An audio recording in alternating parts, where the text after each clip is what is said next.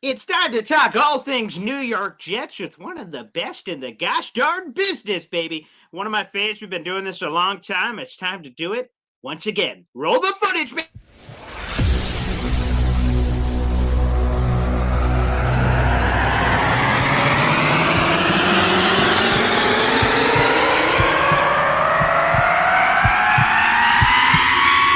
Zoinks! It is unequivocally the Super Bowl for New York Jet fans. Field Yates, baby. Field gosh darn Yates. Let's bring him on the show. Come on, people. Aaron Rodgers is joining the show. What's up, Connor? But Trevor gosh darn Sycamore, baby, for me, personally, my favorite New York Jet of all time. Wow, it's great to be on. What an intro that was right there. Paul, nobody does an intro like you, man. Paul, you give the best intro of literally any podcast that I've ever been on. I'm gonna lose my gosh darn bananas.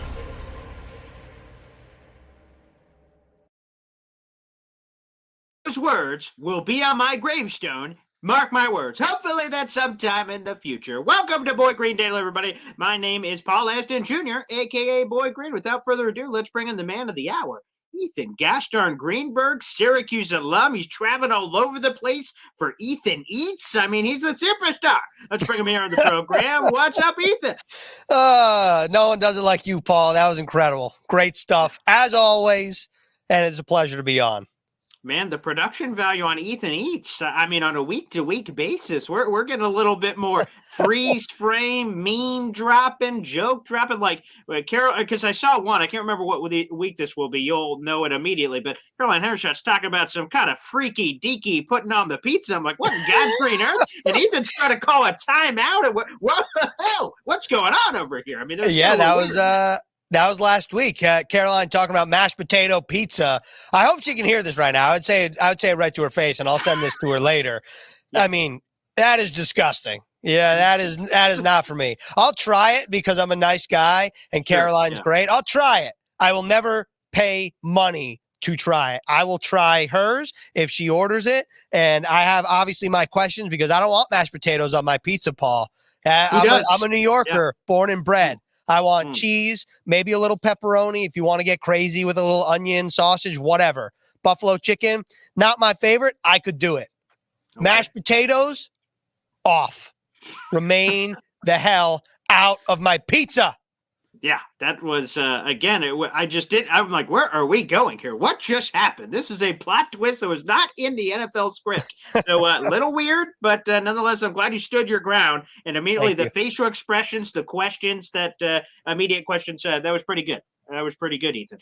Something else, though, that was pretty good, Ethan. I don't know if you saw this coming, and this is interesting, and it went viral on social media, and rightfully so. You guys do all kinds of great coverage, and sometimes I think a lot of the fans only see what's at the podium. Thomas Morstead at the podium here, I'm talking to everybody. But you guys do all this press pass, the extra coverage where you guys are doing these one-on-one interviews in a different setting, and you and Thomas Morstead are one-on-one after the game, and it seemed like you sensed it in the middle of one of his answers, like, oh, wow, this is going in a different direction. And you pivoted as a reporter / interviewer and just kind of started plucking the heartstrings a bit. Man, your interview with Thomas Morstead, that I think Jet fans already viewed him as this cult hero and this superstar and this guy, especially with us and punters. And it's been a special thing, but man, he just assimilated himself with the fan base even more so than ever before after that interview with you and the questions and answers and back and forth. That was pretty special stuff after this Giants game. It was awesome. And I appreciate you, one, pointing it out, and two, putting it out there, because if you didn't, I was definitely going to do it. Because in the moment, like, truth be told, I was thinking, like, is he choking up, or is he like choking on something and like needs a sip of water to clear his throat? And then I started to realize, oh no, this is real. Like, he's just very emotional about the Jets and what they mean to him. And, I get it. Like, when you hear what he said, being with one team for so long, for him, the New Orleans Saints, winning a Super Bowl there, having so much history there, to then get his first opportunity elsewhere with the Jets when Braden Mann was hurt in 2021, and making enough of an impact that the Jets wanted to bring him back this offseason, like, it means a lot to him.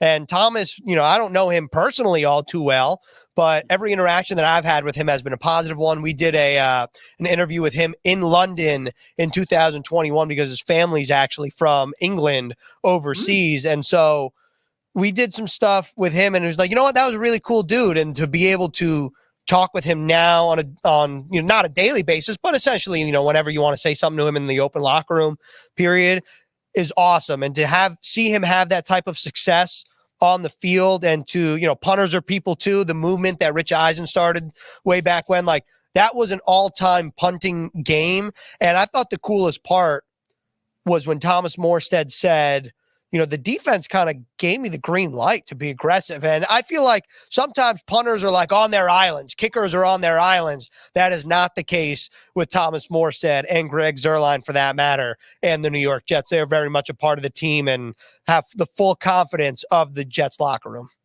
Yeah, that was super enlightening. That fact in itself, like, I've been on football teams before, but I just don't remember many conversations out of the blue, relatively speaking, between defense and punting, and having that relationship where, man, we want you to be aggressive. We want you to try to do what you could do, because sometimes it's easier to play it safe and just kick it back, make it a touchback, prevent a return, do anything of that nature. So it was super enlightening to hear that. And, man, I'm going to be honest, from the outside, all of us see all the accolades, a Super Bowl champion with the Saints and everything.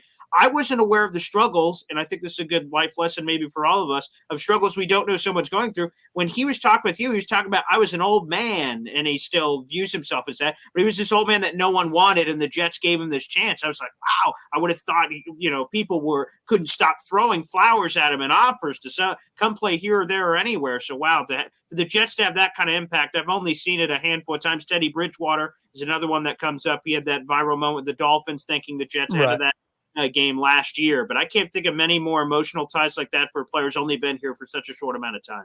Can I also just say that if any average human was walking down the streets of New Jersey, or let's say New York City, right? You're just walking down the street and Thomas Morstead walked by you, your first thought would be, holy bleep, this guy is huge and he's ripped the bleep up.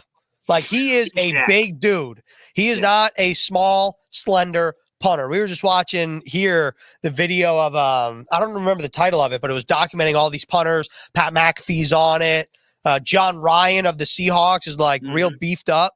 Thomas Morstead is a big dude. Okay, he is not your slender human being. He is 6'3" probably. I don't know his weight, but if I look like Thomas Morstead at 38, I will be extremely happy with myself. That is a man dedicated to taking care of his body. So to see him have such gratitude, I guess, to have the second chance, it's just awesome to see. Yeah, check him out on Instagram. You can see some of his workout videos, him doing pull-ups with 100 pounds of weight on his body, and we've had the pleasure of having him here on the show multiple times this season. So Thomas is an absolute stud, and we love him. Which leads me to this, Ethan. What's been your favorite interview so far? You've got a lot of interesting subjects on the team, A to Z, pillar to post. You got some interesting guys, and obviously you guys do a lot of different coverage for the team, whether that's the digital platforms or what have you. But has there been a favorite one for you so far in terms of an interview? I think the one that comes to mind immediately is the one we've been talking about, just because of the reaction of Thomas Morstead. But in terms of, like, has there been a favorite player to interview? Like, not really, because I really do think that the team has very good dudes, just like all around. And it's not like a propaganda item. Like the Jets really, and Joe Douglas and Robert Saleh really take into account the character of the players they bring in. And I think that's evident. Like, I think EA, Eric Allen, and Caroline Hendershot would say the same exact things. Like, and the social team, for that matter. Like, any interaction that we have with the players all seem to be respectful, positive, fun. Hey, if a player doesn't want to do something, it's like, hey, maybe not today, but can we circle back, this time next week or whatever. And so I don't think that's, the case around the NFL. I don't think that's been the case for all 8 seasons of mine here, but I really do believe that all the players on this team are good people. And I think that we see that when people are talking about a real family vibe, almost like people have compared it in the past to, like, players like almost like a college team. Like everyone cares about each other. It's one big unit. It's not offense / defense / special team. So I think that's really what makes this locker room so special. Again, we're speaking with Ethan friggin' Greenberg, everybody, the New York Jets team reporter, the handsome stallion. Look at the beard, the hair. I'm glad he took the beard for me because a couple years ago, he was a baby face. People were like, hey, how old is this guy? Now he's got the beard, and now there's a confidence. There's a swag coming. It's a palpable energy. It's even how you're sitting there, you know, just how you've positioned yourself. You're like, yeah, I'm here. I'm doing an interview. Whatever. What of it? What of it? You got some swag there, Ethan. Yes, sir. Should I how do you feel about in general, if one of us were to do Movember? Oh, well, I mean, if someone wants to dip the toe in the water, I mean, the pool is sitting there. Yeah, I don't know. I don't think I could pull off the mustache. That's my issue. Yeah. I don't think I could do it. Like only few people can. Yeah. And I think I'm a little too chicken to do it because here's the thing. If I shave down to the mustache and I don't like it, then it's got to come off, and then I'm back to being the baby face. I know it grows back. I understand that. When was the last time you were clean shaven, fully clean? Oh, my. I've had, and this is probably crazy, I've had a mustache since 5th grade, and it just happened. So, like, I mean, I used to live down in South Carolina. I was in a military family, so we moved all over the place. And I remember it because I'd go over to my friend's house, again, 5th grade. Think about the ages here. And the father would be like, you got a caterpillar on your lip, boy. And I was like, oh, yeah, sorry, sir. I don't know. I'm not sure what happened there, but I've just had it. So clean shaven, probably, I don't know, 2009 maybe, completely all the way down. 2009. Yeah, so that's 14 years ago, give or take. Something like that. I'm gonna look something up as you say that. What do you think the top Billboard song was in 2009? Oh my gosh. Okay, so 2009. That's a great question. Let's see. Is that a little bit of Black Eyed Peas, maybe? You know, splash a little of that in there. That's the first thought. One of those popular jams that could be Kanye West. He had that Stronger album somewhere in that mid 2000s. Could have been popping at that point. I'm on Wikipedia, right? You know, say what you want about Wikipedia. You know, here's the first link. Billboard year-end Hot 100 singles of 2009. Okay, and then you know there's a little bit of there's a little blurb here, little blurb there. Ironically, it says Taylor Swift was the most successful country artist with 3 singles on the chart. Love Story at number 5, You Belong With Me at 11, and White Horse at 76. But coming in at number 1. Ladies and gentlemen, round of applause for Boy Green. Boom, boom, pow, the Black Eyed Peas. Let's go! Come on, that's impressive as hell. And then if that's batting leadoff, number 2 is Poker Face by Lady Gaga. Lady Gaga had the 2 and the 3 spot with Poker Face and Just Dance. And then batting cleanup was I Got a Feeling, the Black Eyed Peas. So it was a big Black Eyed Peas, Lady Gaga year, followed by Taylor Swift. That was a job well done. Okay. Well, I guess that's it. Can't get better than this. Thanks, everybody. We're out. I mean, come on. Boom. I'm fired up. Okay. I'll twist it on you. I'll twist it on you here, Ethan. Let me throw something at you.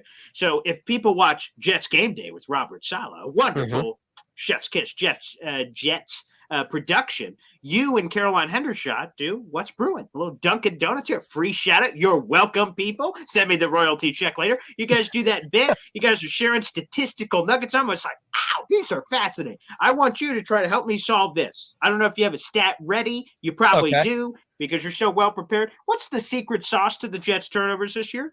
Basically, everything's relatively the same outside of some rearrange the deck chairs at defensive tackle with some guys coming and going. Turnovers were popular at the beginning of the season, fell off dramatically, and then it wasn't there. This year, they're popping all over the place. What's the secret sauce, Ethan Greenberg? What's brewing, baby? I love that. Great job. I think the secret sauce is just an emphasis and practice on it. I mean, I think one of the tangible pieces of practice makes perfect. Robert Saleh, throughout the offseason, often talked about how Jordan Whitehead could have had a Pro Bowl, All-Pro season in 2022 if he were able to bring down what were incomplete passes, what could have been interceptions. Week 1, booyah, hot trick for Jordan Whitehead. So in my opinion, I think one is you got to be a little opportunistic, right? Like I feel like the Quinnen Williams interception, opportunistic. You're in the right place at the right time, but you're also hustling. And if you finish through the whistle, and you never know what's going to happen on a play, like I'll give you another example that did not go in the Jets' favor. Tyler Biadasz, Cowboys center. I mean, he recovers that fumble 30 yards downfield because he's hustling. Quinnen Williams on his interception turns around. All of a sudden, boom, tip ball. He's right there for it. This past week against the Giants, the Williams brothers, Quincy and Quinnen, snuffed out that Saquon Barkley screen. I believe it was in overtime. The last play, the third down play. And like that could have been an interception. It could have been. But when you see and you watch Quinnen like charge up field, recognize screen, almost intercept the ball or just be in the area, I think hustle is a big part of it. I think it's been a big emphasis throughout the offseason on this Jets defense. And I think it was the Jets defense knows that. If they want to be great, they have to turn the ball over. And that's definitely been a focal point and something that I think the Jets will continue to do throughout the back half of the year. Yeah, two things here. First off, on the Quinnen thing, that's crazy. Most defensive linemen are like a dog in traffic. Car, and they're chasing it because the bait's right there. The sack. That's what we all want everybody to get, the sack. And Quinnen sees the quarterback. He can go get the sack right there, and he doesn't have a second thought. He just goes, quick left hand turn. Screen, and then he just walks around. There's a quarterback like within feet of him to sack, and he doesn't even think about that. He immediately goes to the screen, and the quarterback's probably flummoxed, like, what the hell? I thought he was going to come for me, and then it just gets lost in the sauce, to your point. So that one was like, I saw the live, I'm like, what in God's great? Like, man, to have that wherewithal in the middle of the game is impressive. And randomly on your Jordan Whitehead thing, you know what's funny? So you mentioned that, right? So Saleh said to the media, if he would have had those interceptions or an all-pro. Now, I understand that when people watch the Robert Saleh press conference, the camera's straight up on Saleh. It's not on the media members. But all the media members, I rolled at that, and they were joking on social media. Yeah, sure, Saleh. You always wax as poetic with some of the players. Yeah, sure. If he would have caught those interceptions, he would have had that all-pro season. For him to immediately have that success, Jordan Whitehead in that Bills game, and then Robert Saleh have like the Conor McGregor walk into the podium and said, I told you guys about the picks, and all the media members kind of apologize. You kind of hear them murmuring in the background. Sorry, Saleh, you're 100% right. I don't know what happened there. That was pretty golden too. So that was pretty juicy. It was awesome. Some juicy moments. Yeah, it was cool, man. And like I do think that this Jets defense last year, first 3 weeks, gelling, let up. I don't remember how many points, but like the Ravens put up 20 plus, the Bengals I think put up 30 plus, the Browns had 30, and that game was just absolutely banana land. So I think that this year too, like the Jets defense in week 2 had the 30-point game against the Cowboys, but even still, the Jets have not allowed an opposing touchdown or an opposing quarterback. Let me re-say this. It'll hit different. Yeah.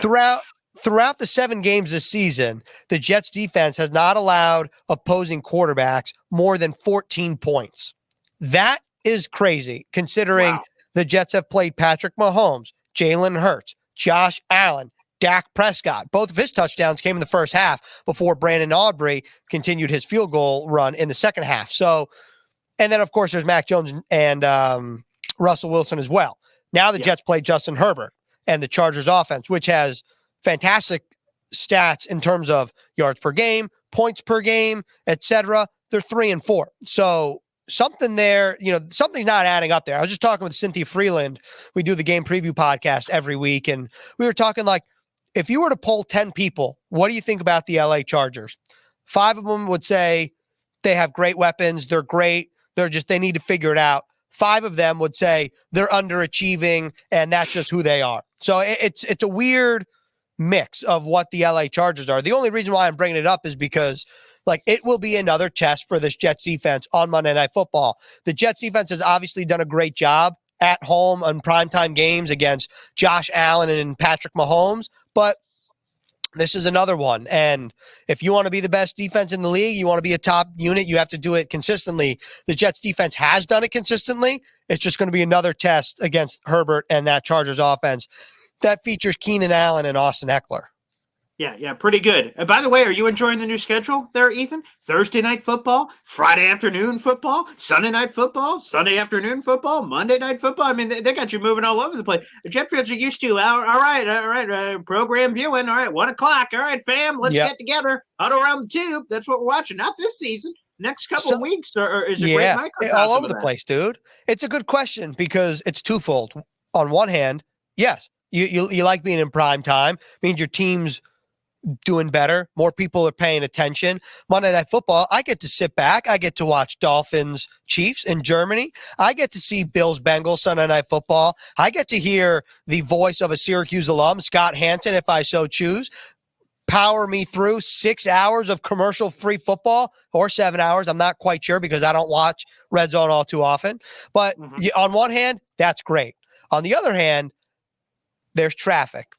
As someone that lives in the tri-state area, Sunday morning, got to be at the stadium at 9 a.m. or so. That is beautiful. I get to watch the Sunday night game. Sunday 4 o'clock game, all right, still not a ton of traffic going out there. You watch the 1 o'clock games at the stadium. You don't really get to see the night game. And then the night game, same thing. You get home late. So it's twofold. But am I enjoying it? I'm a guy who likes routine, and it's kind of messing with my routine. So from that aspect, I don't. But just like the NFL, Paul, we adjust, baby. That's right. We're here. We're enjoying the 2023 Jets. I wouldn't change it because it means that the Jets are more relevant than they have been over the past couple years, and that's evident, and they've been playing well, all things considered. And, if you were to tell anybody 4-3 after what happened 4 snaps into the season, people would be very encouraged at the direction of this New York Jets franchise.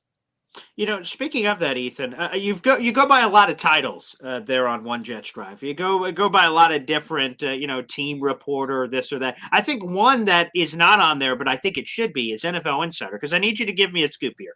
Aaron Rodgers, come on, he's coming back, right? He's coming back, right?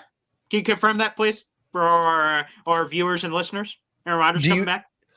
Are we saying, well, so if you're asking me the question, I'm going to say yes, because you didn't qualify when. You just said, is he coming back? Yeah, he's coming back. He'll be back as a New York Jet. Yeah, sure. I didn't say in the 2023 season. Did you get that, by the way? In the Joe Douglas presser, right? So it goes crazy. Jets Twitter. We're a crazy place. Joe Douglas is asked about the Aaron Rodgers thing, and then he goes, yeah, like, I'm going to butcher it completely, but I'm paraphrasing, but something to the effect of, oh, yeah, we're expecting him back. And Jet fans go, oh, yeah, baby, he's coming back. And then all of a sudden, someone later in the media room sensed what was happening on social media, like, we're all high-fiving. Yeah, we heard it from JD, straight from the horse's mouth, baby. And so we clarified, hey, Aaron Rodgers come back. He's like, yeah, to the team. Yeah, of course. Right. And then we all had to kind of calm down. Yeah. So we all had to kind of calm down. I think what Aaron Rodgers is doing, I don't really understand, like, his relationship with science, because, everyone seems to just be in awe, and it's one of those things where if you're a fan, like, if I did not work for the New York Jets, like, I grew up a Jets fan, like, if I didn't set foot in this building, I would be so simultaneously excited at the potential of him returning and so not wanting to think about it at the same time. Because, here's the reality of the situation. It's a huge question mark. Aaron Rodgers said, like, the Jets will have to be alive in order for him to even entertain the idea. He has massive hurdles to clear to begin with. And, like, is his recovery rate astronomical compared to everyone else that has had the same, if not similar, injuries? Like, it seems like it. Absolutely. I'm not a doctor, but for him to be, like, on the field X amount of days later throwing a football seems a little crazy to me. So I think, like, from my perspective, when you look at the way the Jets schedule sets up, Aaron Rodgers, if he were to come back, has said, like, the Jets would need to be in it. You take a look at winnable games over the next couple months, there's a path, I think, for the Jets to be in the hunt late in the season. And whether that's Zach Wilson leading the rest of the year or Aaron Rodgers coming in back in the fold at some point, I think that there's definitely a path for the Jets to be in the hunt in late November, or I guess we're in November already. So more like mid to late December, early January, when the Jets, that's what they wanted last year. They were in it last year, despite a 6-game skid. I think that this year there's definitely a path for them to be involved in the hunt, in the race, where you're listening to a random game in the AFC North and they're talking about what's happening with the Jets schedule at the same time because it has playoff implications. Well, I'll just give you a spoiler alert. The Jets are winning the division for the first time since 2002, baby. That's what's happening. This division is here for the taking, and I'm already printing off the T-shirts. I'm organizing the AFC East banner in the New Jersey and New York streets. It's happening, baby. Whether it's Aaron Rodgers' manifestation, speaking it into existence, I feel it. I look at the rest of the division, I'm like, oh, yeah. This can happen. Jets have the head-to-head tiebreaker against the Bills, only one game up. They have both games against the Dolphins, the first one of which is Black Friday, first time ever. I'm looking it up. Chargers coming up. You just told me Cynthia Freeland, those stats, underachieving-ass team. You got the Raiders coming up. They just blew the whole barn doors off. Boop, boop, boop. I'm counting them up, Ethan. I'm counting them up. Yeah. So, I'm curious, Paul, from your standpoint, what percentage do you believe Aaron Rodgers will take a starting quarterback snap as the New York Jets quarterback in 2023? I am at 45%. I'm at 45% that's happening. But if you would have asked me, obviously we're all there, MetLife Stadium, week 1, 4 plays in. I'm not a doctor either. That's not under my byline here of all my amazing and wonderful accomplishments as a handsome son of a gun that I am. And not doctor is not on there. But I will tell you that I'm like, he's not.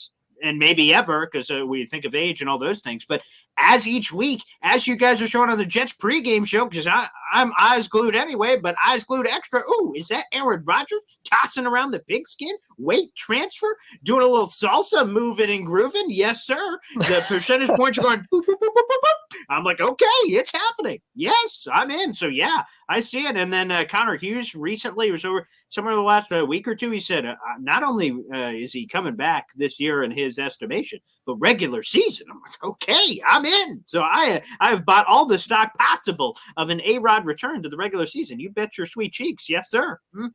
Yeah. So, but 45%. Yeah, 45% that he is going to, as you say, play a snap here. Yeah. Start a game, however it was constructed. I do. Yes, sir. I believe in that. Okay. Mm-hmm. Love it. Yeah. Well, let's get a couple of other nuggets in here. First off, wait, before we move on, can you confirm that you can't confirm that Aaron Rodgers coming back? I understand, Ethan. You got a job. You got bills to pay. I understand. Thank you. Who's filming? Who's filming this? Come on. Aaron Rodgers comeback story. Is that a One Jets Drive production? What are we doing here? There's got to be some cameras. There's got to be some cameras on the scene. What can you confirm? Yeah, I honestly do not have the answer for that. But, there's got to be something. How could there not be? I would just say that sounds like a pretty spicy episode. The shout out to the Will Hahn Emmy Award winning team over there, the whole squad, the face of the franchise, one of your pillar players, for Pete's sake. I mean, they're going to be on this thing. They're going to be a little smelling some of that action, huh? Come on, I don't know. Hey, I think you just made Will Hahn's day. Yeah, well, he is very welcome, although I don't even know if I'm on his radar. Once you win an Emmy, kind of the rest of the world, you're kind of up here. I'm the great unwashed now. So until I get an Emmy, which I was talking about with Leger Dews, who's joined, of course, a couple of your guys' shows over the years for sure. He had an Emmy when we were doing the show like last week, and I was trying to, gain the powers in our different locations from the Emmy to try to absorb some of that. So if Will Hahn can bring an Emmy anywhere close to me, I'll see if we can work the same magic. That'd be. I might have to tell Will Hahn to send you a couple of his famous victory cookies. Oh wait, he's a cookie guy. Oh, he makes cookies. He's a chef as well. Yeah, I wouldn't say chef. I'd say pastry chef. Maybe like a baker. Yeah, can he send some my way? Let's make that happen. His people, my people. I want some victory cookies. You damn I'll straight. put in a word for you.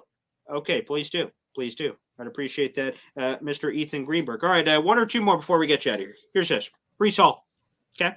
We see the wonderful documentary. Phenomenal. Another shout out to the amazing Jets crew. An hour and a half documentary. I look at other teams on a week-to-week basis. We play the Chargers a week, so I kind of try to check in with other Chargers content creators, their team, and look at what they do. Ethan, I'm sure you're aware. You're probably more aware of stuff you guys used to. I remember EA used to line up with every team reporter and used to do an interview back in the day with those people. So very attached, very close. No one else is doing what the Jets are doing.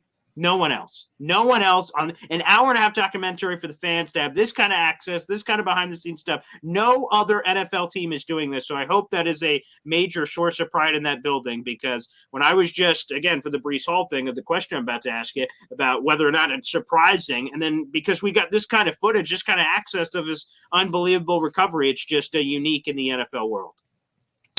Absolutely. Yeah, it is unique for sure. And it's a testament to the pride that I think our group takes, like the pride that they have individually and as a collective.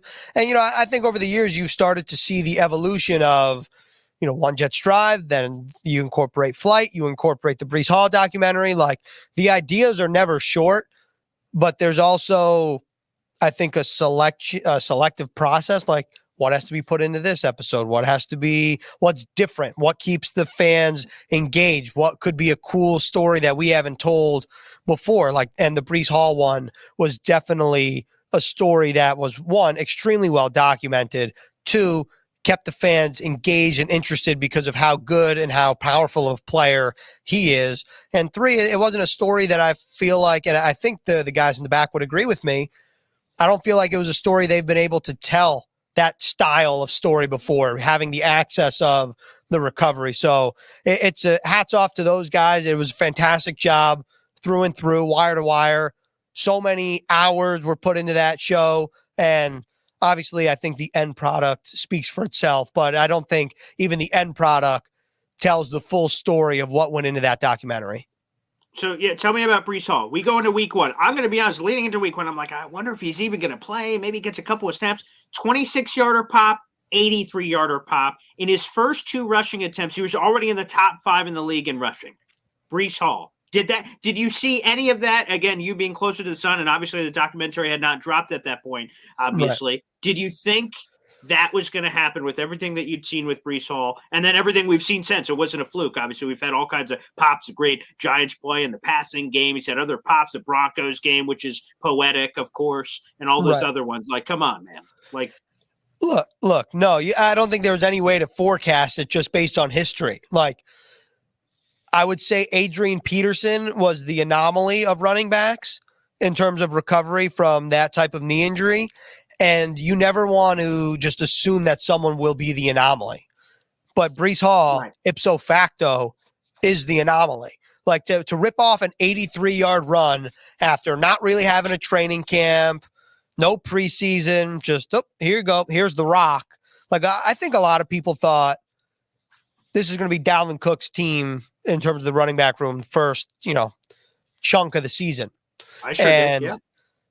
It has turned into, Breece Hall is a generational player. That's the narrative that's changed there. I think that Breece Hall has just done a fantastic job. And, I didn't check after the Giants game, but beforehand, to lead the league in rushing yards per carry, minimum 50 attempts, 1 year to the day after tearing your ACL is ridiculous.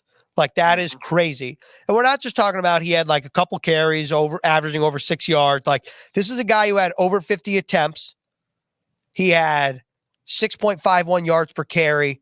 That is incredible to recover, to not have time on task in practice, to then also just have like explosive run, timely run, explosive run in games is incredible. And so I can't say enough good things about Breece Hall. And if you're a Jets fan, I'll never forget Rich Eisen last year at the Super Bowl. He was on a podcast with Eric Allen. He was saying, like, look, Sauce is fantastic. Garrett is fantastic. But Breece is the guy. Like, he was saying, like, Breece is the generational rock and roll type talent that was a part of that 2022 draft class. And look, he's obviously weathered the storm for the Jets. I think the Jets are undefeated when he scores, when he has 15 plus carries. Like, I'm not saying that that's going to be the case for his career, but it definitely has a big part, a big say into the success that the Jets have had each of the past 2 seasons. Think about what the Jets did post-bye last year. I mean, coincidence? Maybe. But also, Breece Hall was not in the lineup. Ethan is saying, but not saying, get the bus ready in Canton, Ohio. Yes, I could not agree more. Ethan Gaston Greenberg. So, Ethan, as we're signing off here, I need you to drop a mic on us. Give us a bold prediction on anything New York Jets. Could be individual player, could be a season prognosis, anything. Give us something spicy. Come on, for all the listeners and viewers that have been tuning in this entire episode, drop them with something. Give us a little juice. Give us a little chutzpah, if I may. Come on, give a little. You know what I'm talking about? In relation to this Jets season, or in relation to Monday's game? Oh, no, well, give us now that you've invited both, I will now give the C option as for both. But yes, both, please. Yes, sir. Yeah. As for the season, I really think you're getting a Quincy Williams Pro Bowl, All Pro, something like that. That is the track that he's put himself on. That's incredible stuff. He's just been so good. So that's what I'm saying for the season. I don't know if that's considered like spicy because the path is already there. The path has been laid out. But that's true. But I really do believe it. In terms of Monday's game, yes, sir. I really put myself on the spot there, so I really only have myself to blame. Yeah. So I really appreciate that. That is very nice of you to do that. Yeah. Yep. As Pat McAfee would say, friend of the program. So I think that I'll give you a choice, and then I'll finish it off. Offense or defense? I was going to say both once again, but offense. Give me something offense. Yes. Okay. All right. Let's go offense. Let's go. Give me a Tyler Conklin touchdown. Oh, okay. Wow. I thought you were going to go somewhere else. Okay. I love T-Cock, another friend of the program. Friend of the program. T-Cock, friend of the program and friend of the Beard Clan. That's true. He's part of this group. It's an elite fraternity. Yeah. Look, the only reason why I say it is I feel like we're due. And, the Chargers have let up a lot of yards to wide receivers this season. Garrett Wilson, obviously you would point to him having a big game. Zach Wilson pointed statistically to have the option, or the potential, should I say, to have a big game. I just feel like we've had some big plays from Tyler Conklin. It's time he finds pay dirt. Do it under the lights. Why not? Rock and roll, baby. You know what? And I'm a man of the people. If I ask you something, I'll do it for myself. I'll drop a bold prediction I wasn't even prepared to give. But you know what? I'm a man of the people. How about Zach Wilson outduels Justin Herbert on Monday Night Football? Wow. How about some of that action? That is bold. Yeah, there we go. Hey, he did it once to Patrick Mahomes. We'll see if he can do it again. Would love it. Ethan freaking Greenberg. A wonderful conversation, my friend. And thanks as always for taking the time from the lovely, beautiful Jet Studios over there. Absolutely, pal. Anytime. Appreciate it. All right, there he is. Ethan Greenberg. Thanks, everybody, for tuning in, and we'll see you next time.